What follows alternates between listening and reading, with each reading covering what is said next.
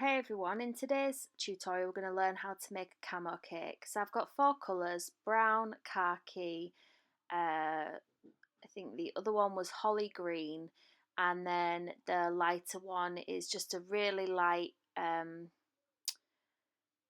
sort of like a beige colour, and I've just mixed in a tiny little bit of green to that. So what we want to do with this is we're going to put together clumps of different colours. So you can see I'm just building up rough shapes, rough sizes, and just pushing them all together. You don't need to stick these with any water because we're going to roll them out and that's going to help create that effect. I'm trying to make sure that not two of the same colours are next to each other, which is why I found it easier to do it with four colours rather than three. So you're just going to carry on building until you've got enough for the cake that you want to cover. Now I've got a 7-inch cake, which is about 4.5 inches high, and I want to cover the board as well with that. So once you've got enough, we're going to roll out. Any areas that seem to be separating, you're just going to push those back together with your fingers. And you want to apply quite a bit of pressure when you're rolling it out because we want to roll it. I like my fondant to be quite thin. I'm going to do one direction first and then we're going to move the fondant and do it another direction just to make sure that it's all coming together. So you can see that the lines are starting to come together and join. You're just going to carry on pushing it out. Now the ones around the edges that don't get rolled together the same way as the bits in the middle, they will split when you try to pick it up, but you just have to push them together with your fingers so that you can then pick up you can see there where it's just torn a little bit at the edge. If that happens, you can just roll it back out again.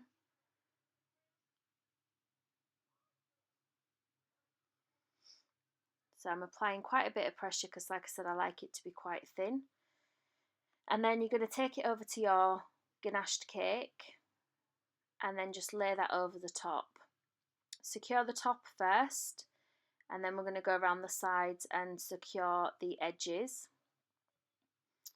Pulling out the sides of the cake, of the fondant that we've just put over, and then securing that in. Now instead of pulling the fondant down, you kind of want to push it into the cake.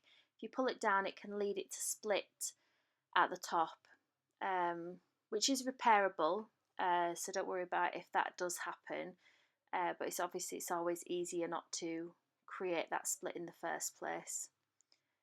So just stretching it out and then tucking it in. So you can see I've got a little bit of a tear on one of the corners there. So once you're happy with a rough coverage, we're going to trim off the excess. Now I actually covered 2 tiers with all of this fondant, so after I'd taken this off, I just separated those colours over at my table and put them together in the same way to cover another tier, which was a 5-inch tier. So we're going to take off the excess and push the colouring onto the board. And if you've got a smoother, I prefer the ones that have got a flat side and a rounded side. And I've got some flexi smoothers as well. So the flat side always goes against the board of the cake. And you're just going to rub that round just to get out any air bubbles or any creases that are in the fondant. So you can see there that there's that little tear at the top. And there where my fondant's just grouped together a little bit on the board, but we're just going to flatten that out and smooth it so you won't even notice that it was there. You can use a little bit of water to stick the fondant onto the board if you want to. When you're trimming off any excess, if it does split, you can just push it back together and it'll be fine. You can use a little bit of water to stick it down as well if you wanted to. So once you're happy with the smoothing from the smoother and you've trimmed off the excess on the board, we're then going to use our flexi smoothers to create sharp edges. So there's quite a few ways you can work these, but I prefer to lay the long square one on the side of the cake, so it's level with the cake, and then the rounded one I then just push over the top, and you can see that I'm just pushing it around at the same time, smoothing out the edges. Just find that this is the quickest way to do it, without affecting the cake underneath. Sometimes it can dip down a little bit if you push a bit too hard. So once you've done the top bit, you just want to smooth the top again and the sides, and just work your way around the cake. If any air bubbles pop up, you can pop them with a little needle, and you just want to keep going around the cake until you're happy with all of the edges.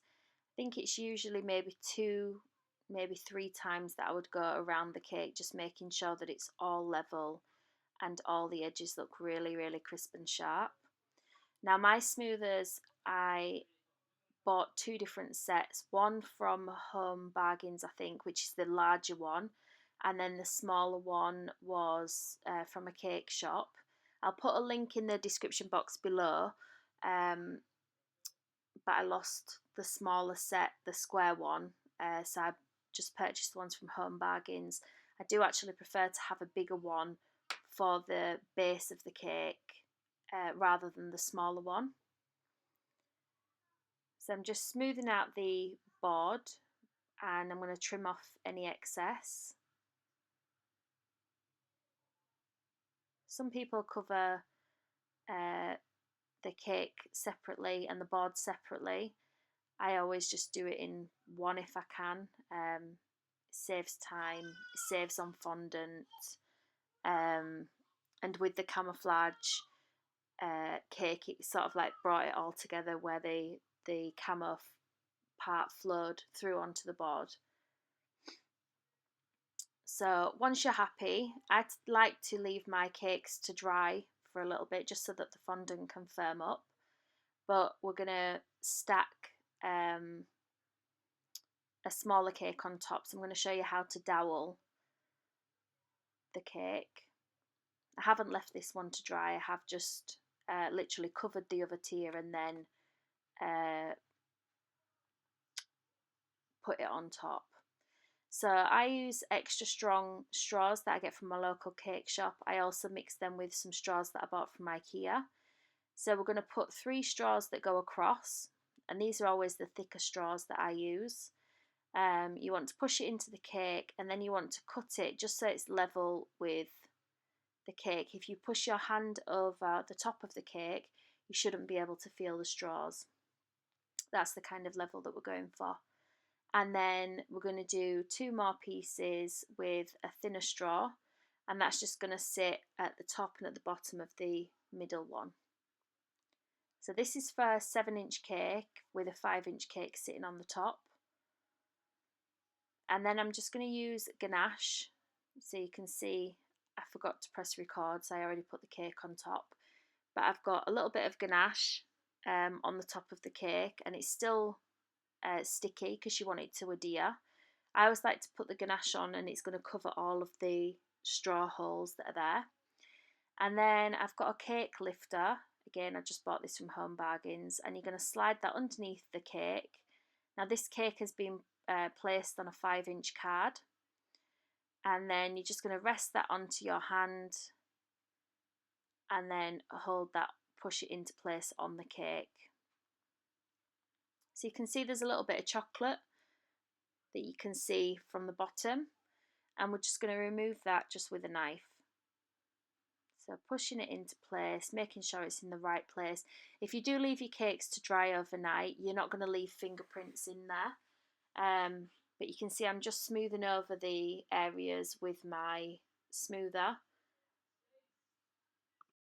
And I'm just going to remove any extra chocolate with a knife. And any fondant that's overlapping onto the base board as well, we're just going to tuck in.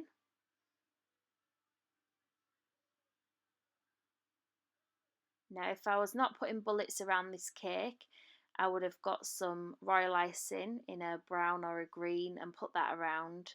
and blended that in, and that way you couldn't see the join. But once you've finished, you should have something that looks like this. I do have a tutorial for the army man that's on the top, so you can check that out if you want to. I hope you've liked today's tutorial. If you have done, please click the thumbs up button down below, and don't forget to hit the subscribe button and check out the videos that are on the screen now. Thank you.